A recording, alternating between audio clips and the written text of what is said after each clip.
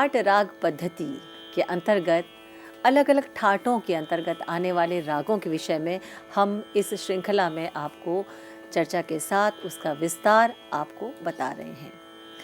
तो इस प्रयास के अंतर्गत हम लोग एक बहुत खूबसूरत ठाट लेकर आपके सामने प्रस्तुत हुए हैं जिसका नाम है खमाज ठाट। इससे पहले की श्रृंखला में खमाज ठाट के अंतर्गत जो खमाज राग है उसके विषय में आपको बताया और उसको सुनने के बाद आपके मन में जिज्ञासा तो अवश्य हुई होगी कि खमाज राग जो है वो इतना खूबसूरत है, उसके अंतर्गत आने वाली बंदिशें, उस पर आधारित भजन, गीत, गज़लें, चित्रपट संगीत के गीत या और भी संगीत, फोक म्यूज़िक बहुत उसके अंतर्गत जो है विशाल भंडार जो है वो मिलता है।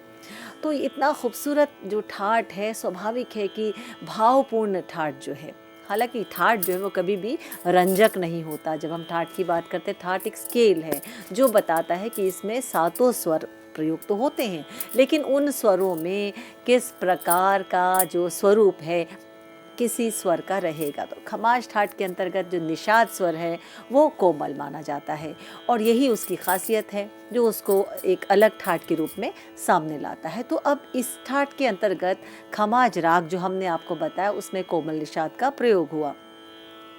खमाज ठाट के अंतर्गत आने वाले जो राग हैं उनमें एक बहुत ही भावपूर्ण राग है जिसका नाम है राग तिलंग। राग तिलंग जो है, इस पर आधारित बहुत से गीत जो हैं वो आपने सुने होंगे ज़रूर, क्योंकि ये ऐसा राग है जो अपने और आकर्षित किए बिना नहीं रहता, लेकिन शायद जाने अनजाने आपको ये ध्यान नहीं रहा होगा ये राग तिलंग है। तो आज हम इस राग के बारे में विस्तार से आपको जानकारी देने जा रहे हैं और उसको ध्यान से सुनिए, उसका अभ्यास कीजिए और साथ ही ये ज़रूर देखिए कि क्योंकि राग तिलंग की बात कर रहे हैं तो और भी ऐसे राग हैं जो उसके आसपास हैं। तो उन रागों से राग तिलंग जो है वो कैसे अलग चमकता है या क्या उसकी मुख्य खास जो उसकी विशेषताएं हैं जो उसको राग तिलंग बनाए रखती हैं और दूसरे राग से उसको अलग रखती हैं, तो ये सब चर्चा करेंगे हम आज के व्याख्यान में। राग तिलंग बहुत ही खूबसूरत राग है, औड़व जाति का राग है, यानी इसमें 5 स्वरों का प्रयोग होता है। जैसे मैंने कहा कि ये ठाट खमाज के अंतर्गत प्रयुक्त होता है, खमाज ठाट के अंतर्गत आता है और इसकी जाति औड़व है, यानी कि 5 स्वर। अब कौन से 5 स्वर हैं ये आपको बताते हैं। इससे पहले मैं आपको एक और बात बताना चाहूँगी। जहाँ हम इसकी जाति की बात करते हैं तो किसी पुस्तक में आपको या किसी परंपरा के अंतर्गत या किसी घराने के अंतर्गत जब आप सीखते हैं या आप किसी भी इंस्टीट्यूट में किसी गुरु से, शिक्षक से आप सीख रहे हैं, तो वहाँ पर कभी कभी ये भी कहा जाता है कि ये राग औड़व षाड़व है। तो यहाँ पर किसी प्रकार का भ्रम नहीं होना चाहिए, क्योंकि भ्रम में आपका इसका दूर करने का प्रयास करती हूँ। औड़व जाति का राग है।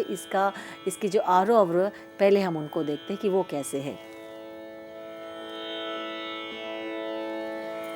सा सा गा मा पा नी सा सा नी प म ग सा। तो कौन कौन से स्वर नहीं है? सा गा मा पा सीधे षड्ज से गांधार पर जा रहे, तो ऋषभ प्रयोग नहीं हो रहा है। सा गा मा पनी पनी धैवत का प्रयोग नहीं हो रहा है। पनी सा यानी आरोह में ऋषभ और धैवत वर्ज है।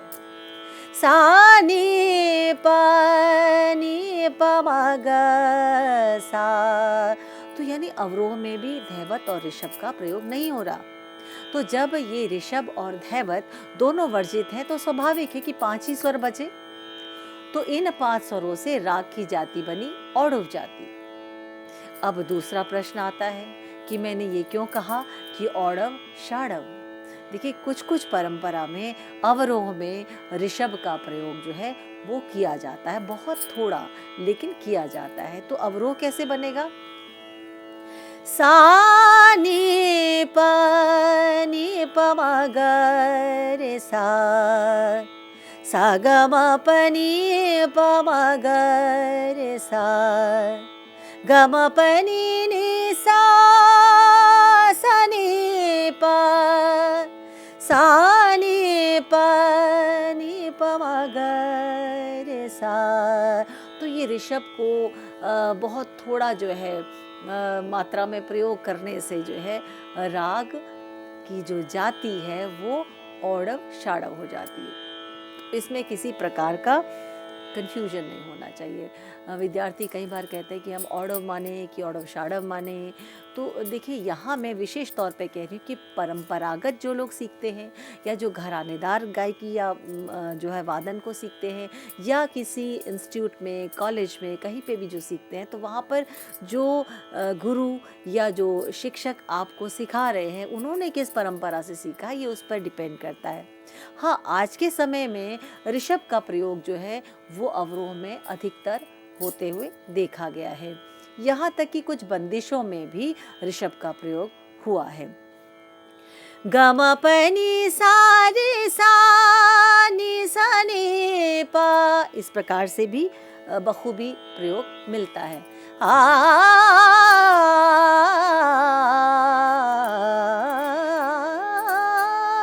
देखिए बहुत ही मधुर राग है, भावपूर्ण राग है और इसकी प्रकृति जो है आपको कहीं गंभीर तो नज़र नहीं आ रही। तो ये चंचल प्रकृति का राग है लेकिन मधुर है, बहुत मधुर राग है और अपनी ओर आकर्षित इस प्रकार से करता है कि जैसे हम खींचे चले जाते हैं। इस प्रकार का भाव जो है इस राग से उत्पन्न होता है। इस राग की जो गायन समय है वो रात्रि का द्वितीय प्रहर है। हाँ, ये राग जो है मध्य और तार सप्तक में अधिक खिलता है, यानी उसका जो भाव है वो वहीं पर वो मध्य और तार सप्तक में एकदम चमक कर सामने आता है। जब अभ्यास करते हैं, रियाज करते हैं किसी भी राग का, रियाज एक अलग चीज़ है। परफॉर्मेंस या प्रस्तुत करना किसी चीज़ को मंच प्रदर्शन के समय में वो बिल्कुल अलग है। ये मैं उसी प्रकार का उदाहरण देती हूँ जैसे कि क्रिकेट के मैदान में जब खिलाड़ी खेलते हैं तो उसका अभ्यास तो वो बरसों से कर रहे होते हैं और वहाँ पर उनकी वार्म अप एक्सरसाइज होती है, उनको किस प्रकार से खेलना है, क्या टेक्निक्स है खेलने की, किस चीज़ पर उनको ज़्यादा ध्यान देना है, अपने कौन सी जो उनकी एक विधि है उसका कौन सा भाग है जो वहाँ पर वो खेलेंगे, या अपनी कौन सी टेक्निक है जिस पर उनको ज़्यादा ध्यान देना है, ये सब अभ्यास के अंतर्गत आता है। ये परफॉर्मेंस के अंतर्गत नहीं आता क्योंकि उसी का निचोड़ जो है वो परफॉर्मेंस में आएगा। इसी प्रकार से जब हम किसी भी राग का अभ्यास करते हैं तो उसका रियाज जो है वो बहुत अधिक करना पड़ता है। उसका जो एक सार है वो हमारे प्रदर्शन में आता है और उस सार में हमने राग की उन सभी प्रमुख चीज़ों को सामने रखना है थ्रू आउट, क्योंकि तभी तो हम शास्त्र को जो है फॉलो कर पाएंगे। तो शास्त्र को फॉलो करने के लिए पूरा जो रियाज है उसका निचोड़ जो है वो सामने आना चाहिए। जैसे कि एक कहते हैं ना मक्खन निकालना, तो जो मक्खन है उसको प्रस्तुत करना, तो ये भी संगीत में अभ्यास का जो निचोड़ है, जो मक्खन है वही प्रस्तुत होता है। तो राग तिलंग के पुनः में आरोह अवरोह और उसका पकड़ मैं आपको बताती हूँ, उसको आप सुनिए और अभ्यास कीजिए। सा सा ग म प ग म प नि प म ग सा सा ग म प नि सा सा नि प म ग सा। दूसरा प्रकार सा ग म प नि सा सा नि प म ग रे सा। दोनों अपने आप में बहुत खूबसूरत हैं। पकड़ ग म प नि प म ग सा, ये इसकी पकड़ है। ग म प नि सा नि प म ग ग म प नि सा नि प म ग सा। तो ये फ्रेज आते ही जो है हम कहते हैं कि राग तिलंग है। तिलंग के आसपास बहुत से राग हैं, जैसे बिहाग है, जैसे आपका जोग है। तो ये कैसे अलग है ये मैं आपको आगे बताऊंगी। एक और विशिष्ट बात जो बहुत ही महत्वपूर्ण है इस राग में और इस राग के स्वरूप को बनाने में जो है वो जानना बेहद ज़रूरी है, वो है निषाद का प्रयोग। इस राग में निषाद के दोनों प्रकार प्रयोग होते हैं, यानी शुद्ध और कोमल दोनों। जब हम आरोह में जाते हैं तो सा ग म प नि नि सा, शुद्ध निषाद का प्रयोग, ग म प नि नि सा, शुद्ध निषाद यानी आरोह में चढ़ी हुई निषाद, सा नि प, कोमल निषाद, सा नि प म ग, ग म प नि प म ग, सा नि प म ग सा। कितना खूबसूरत है ना। और वैसे भी नियम को बिल्कुल पालन कर रहा है कि आरोह में चढ़ी निषाद, अवरोह में उतरी निषाद। ये संगीत की भाषा है। जब हम चढ़ी और उतरी कहते हैं, इसका मतलब ये भी होता है कि तीव्र और कोमल। तो निषाद तो तीव्र नहीं होता, भाई तीव्र तो मध्यम है, लेकिन चढ़ी निषाद यानी शुद्ध निषाद की बात कर रही हूँ। तो उतरी निषाद यानी कोमल। तो किसी भी स्वर में जब हम कहते हैं कि चढ़ा या उतरा, तो यदि मध्यम की बात है तो चढ़ा मतलब तीव्र मध्यम, उतरा मतलब शुद्ध मध्यम।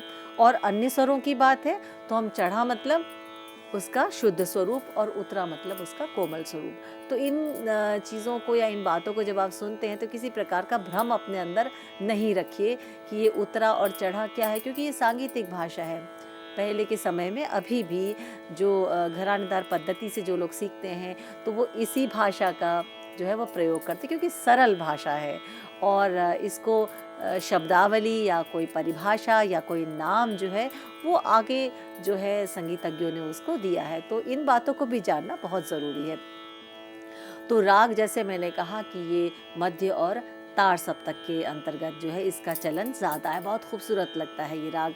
थोड़ा सा इसका हम एक बंदिश पहले गाते हैं, फिर हम इसके चलन पलटों की या और रागों से कैसे ये अलग है वो आपको बताने का प्रयास करेंगे। तो 3 ताल में निबद्ध जो है ये रचना है, जिसको हम सितार खानी या अद्दा ताल में भी हम इसको गा सकते हैं। हाँ ना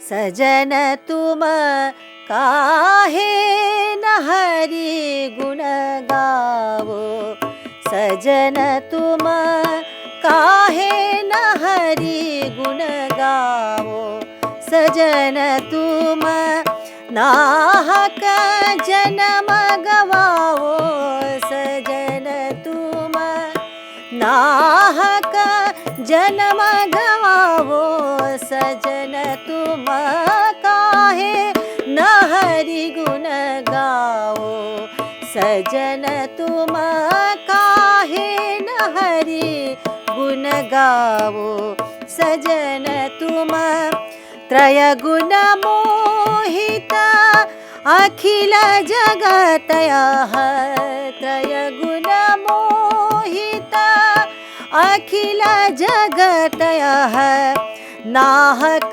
देखलु भावो, सजन तुम नाहक देखलु भावो, सजन तुम काहे न हरि गुण गाओ, सजन तुम काहे न हरि गुण गाओ। बंदिश में वही स्वर प्रयोग हो रहे, ग म प नि सा नि प ग म ग सा, सा ग म प नि सा नि प ग म ग सा,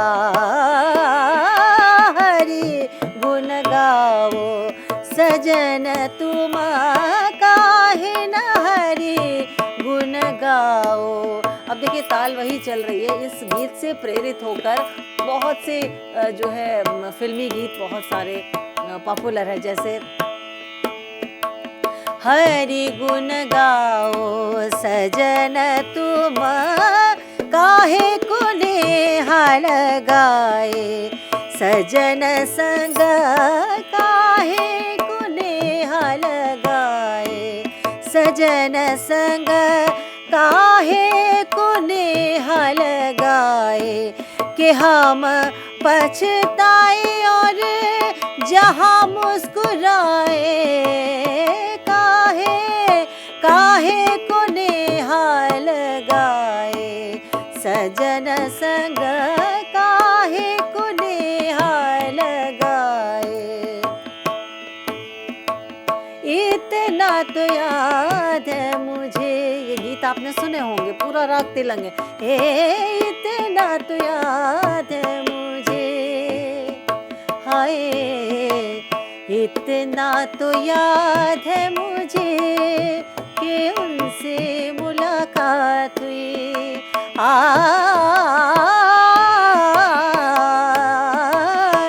इतना तो याद है मुझे, वही स्वर है गम प नि सा नि प गम ग नि प गम प नि सा नि प गम ग। अब एक और गीत आपको पता होगा, कैसे कहे हम प्यार ने हमको क्या क्या खेल दिखाए, यूं शर्माई किस्मत हमसे खुद से हम शर्माए। क्योंकि ये फिल्मी गीत हैं तो उनमें एक भाव, एक शब्दों की गहन वो बिल्कुल विशिष्ट है। मैं एक उदाहरण के तौर पर आपको बता रही हूँ कि आपको जो है ये राग आता है, आपने ये राग सुना हुआ है, बहुत बार सुना हुआ है, तो राग को सुनने के बाद राग का यदि हम भीतर जाएं राग के और देखें कि क्या स्वर प्रयोग हो रहे हैं, उससे जो है हमें राग बिल्कुल स्पष्ट हो जाता है और हमारा मस्तिष्क और जिज्ञासु हो जाता है और जानने की कोशिश करता है कि और कौन कौन से गीत हैं या इस पर आधारित कोई भजन है, कोई शब्द है, कोई लोक गीत है, तो वो हमें आसान हो जाता है राग को सीखने में। धा धिन धा। काहे न हरि गुण गाए सजन तुम काहे न हरि गुण गाओ सजन तुम नाहक जन्म गवाओ सजन तुम नाहक जन्म गवाओ सजन तुम काहे न हरि गुण गाओ। अब इसी में यदि हम इस राग का थोड़ा स्वर विस्तार देखें तो सा ग म प सा ग म प नि प म ग ग म प नि नि प म ग ग म प नि नि सा नि प म ग सा ग म प ग म प काहे न हरि गुण गाओ। बंदिश कहाँ से शुरू हो रही है? धा धिन धा धा धिन धा धा तिन ता ता धिन धा धिन। सजन तुम काहे न हरि गुण गाओ, तो कौन सी मात्रा? दिन दा धा तिन तिन ता ता दिन दिन। एक दो तीन सजन तुम काहे न हरि गुण गाओ। तो मुखड़ा बड़ा है, चौथी मात्रा से मुखड़ा है और गाओ जो है उस पर गाओ के गा पर जो है वो सम है। अपने आप में इसका स्वरूप पूरा खिल कर आ रहा। नि सा ग म प नि प म ग। मंद्र सप्तक के शुद्ध निषाद से भी राग का आरंभ होता है। नि सा ग सा नि सा ग म ग सा ग म प ग म ग सा ग म प नि नि प म ग ग म प नि प म ग सा ग म ग सा ग म प म ग सा ग म प नि प म ग सा ग म प नि। शुद्ध निषाद। और सा ग म प नी प कोमल निषाद और पंचम का जो स्वर संगति है बहुत खूबसूरत है, क्योंकि राग को ये दूसरे राग से अलग करती है। कैसे अलग करती हूँ मैं आगे बताऊंगी। धा धिन धा धा। काहे को हरि गुण गाए सजन तुम, काहे न हरि गुण गाओ। निसा गा सा निसा ग म प ग म प नी प म ग ग म प नी नि सा नि प म ग सा। जो संगीतकार या जो विद्वान जो हैं इसमें अवरोह में ऋषभ का प्रयोग करते, तो कैसे करते हैं।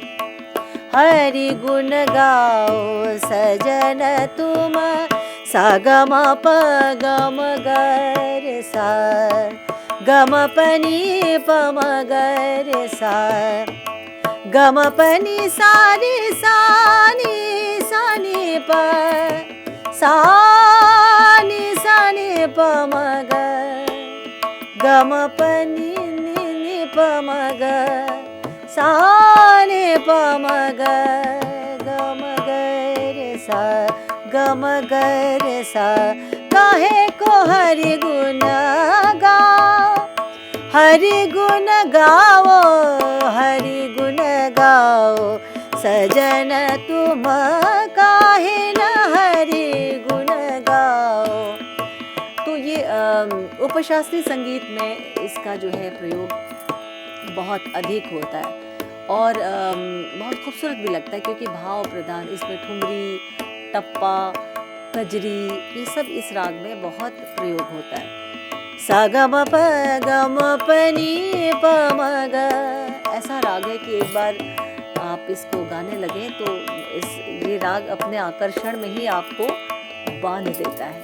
तो राग को तब जब आप राग को एंजॉय करने लगते हैं, जब राग देखिए एंजॉय कब करते हैं, राग आप समझ में आ गया, राग का व्याकरण समझ में आ गया, राग का व्याकरण के अंतर्गत तो उसकी जो भी टेक्निकलिटीज़ हैं, उसकी जो कौन से स्वर प्रयोग हो रहे हैं, कैसे स्वर प्रयोग हो रहे हैं, किस स्वर संगति पे ज़्यादा वो है, न्यास के स्वर क्या हैं और मंद्र या मध्य या किस प्रकार से कहाँ इसका विस्तार होता है, ये सब जो शास्त्र जब आपको समझ में आ जाए उसका आप अभ्यास कर लें और फिर उसके भाव पर आप साथ साथ ध्यान दें, तो आप राग का आनंद लेना शुरू करते हैं। और राग का जब वो आनंद आने लगता है तो आप उसमें रम जाते हैं और फिर एक भाव की अभिव्यक्ति होती है, वो भाव अपने आप ही सामने आता है। अब देखिए दो बंदिशें हैं, एक मैंने आपको एक तरह से कहा जाए कि ठुमरी का उदाहरण जो किसी फिल्म में लिया गया उसका आपको उदाहरण दिया है, जो कि बेसिकली ठुमरी भी उस पर गाई जाती है, और एक मैंने आपको बंदिश दी। अब दोनों का देखिए शब्द के हिसाब से भाव बिल्कुल अलग हो गया। हरि गुण गाओ सजन तुम, काहे न हरि गुण गाओ सजन तुम, नाहक जन्म गवाओ सजन तुम, नाहक जन्म गवाओ सजन तुम, काहे न हरि गुण गाओ। तो यहाँ एक आध्यात्मिकता कहें, भक्ति रस जो है वो आता है। इसी में यदि श्रृंगार आ जाए तो हरि गुण गाओ सजन तुम, काहे को नेहाल गाए सजन संग, काहे को नेहाल गाए। श्रृंगार आ गया। नेहाल गाए सजन संग, काहे को नेहाल गाए, नेहाल गाए, नेहाल गाए, नेहाल गाए सजन, काहे नेहाल गाए सजन संग, काहे को नेहाल गाए। अब गम पनी सारे सा नी प सारे सा प ग म प नी नी सा नी प। जो बात मैंने आपसे कही कि मध्य और तार सप्तक में ये राग बहुत खिलता है। आ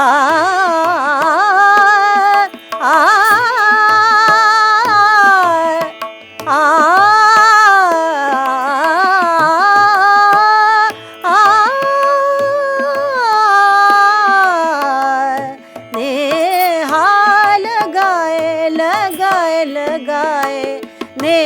लगाए सजन संग काहे को नेहा लगाए, सजन संग काहे को नेहा लगाए, सजन संग काहे को नेहा लगाए, सजन संग काहे को नेहा काहे को नेहा काहे को नेहा लगाए।